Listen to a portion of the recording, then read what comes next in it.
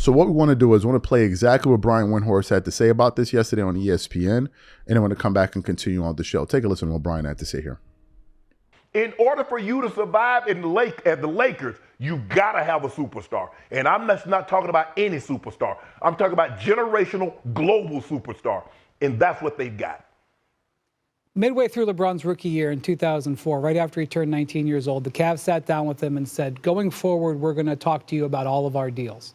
From that moment until this trade, 21 years, LeBron was always involved. Even in Miami, he may not have been able to direct what they were doing.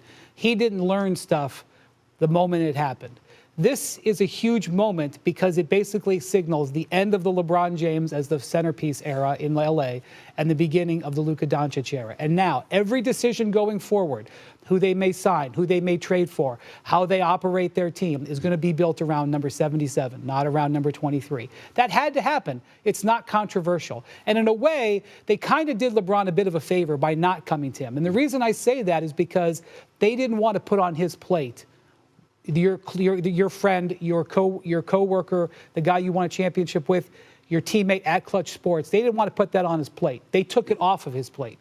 And so this is something that needed to happen. Right.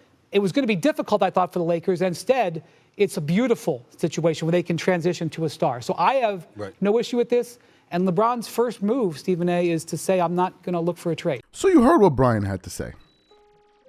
What are my thoughts about this? First of all, if Brian Windhorst is noticing it, a lot of LeBron fans are noticing it because he's been the guy that has really chronicled LeBron's career, I believe, dating all the way back to high school. But I want to share some information with you guys about some polls that we put up yesterday. We put up 2 polls on our channel. The first one said, who is the Lakers' number 1 option now? 2 options, LeBron James, Luka Doncic. Out of the 9,000 plus voters, 90% of them said Luka Doncic, 10% said LeBron. I then also said, will LeBron and Luka work? Out of the 7,700 voters, 77% said no, 23% said yes. And we're going to get to this a little bit later in another show that we're producing today. But the first poll says a lot, which is who's the number 1 option, where 90% of the voters are saying it's Luka Doncic. And I think that coincides directly with Brian Windhorst's observations by saying that the era is almost over.